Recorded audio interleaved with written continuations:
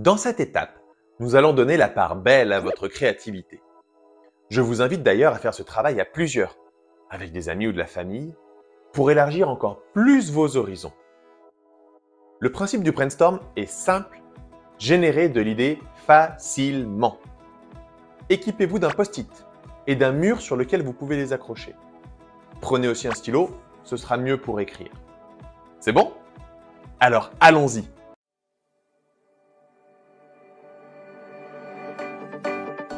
Écrivez sur un post-it une idée de concept à laquelle vous pensez. J'ai bien dit un concept. Attention à ne pas se focaliser sur le produit. Cette étape viendra plus tard. La méthode que je vous propose est spécialement conçue pour y arriver. Quelques exemples de ce qu'est un concept: livraison de repas, formation en ligne, réparation de voiture, application de gestion de compte, assistance aux personnes âgées, etc. Soyez créatif et visez large. Faites autant de post-it que nécessaire. Une fois votre brainstorm terminé, vous avez un listing devant vous de différents concepts. Nous allons faire ressortir du positif de cette matière grise.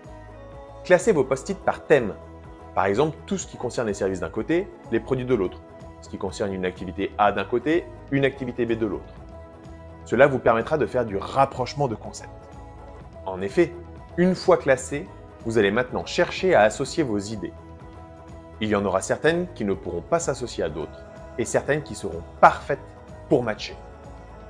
Cela devient plus intéressant maintenant. Vous commencez à avoir des concepts originaux. Ajoutons une étape pour rendre ce brainstorm efficace. Enlevez tous les post-it qui ne sont pas alignés avec vos objectifs. Cela ne sert à rien de se lancer dans un business dans lequel on ne croit pas. Enfin, pour terminer, prenez les concepts restants et associez-les à vos compétences profondes. En réalisant cela, vous allez trouver des concepts avec lesquels vous pourrez tout de suite être efficace et d'autres pour lesquels vous aurez besoin de développer beaucoup plus de compétences profondes. À partir de là, classez les concepts selon votre degré d'affinité, c'est-à-dire de faire un classement où le premier concept est celui pour lequel vous avez le plus de compétences profondes et le dernier, celui pour lequel vous en avez le moins. À vous de jouer! Merci d'avoir suivi cette vidéo. Vous pouvez retrouver toute la formation et les supports associés intégralement disponibles sur le site www.voice2success.com et cela gratuitement.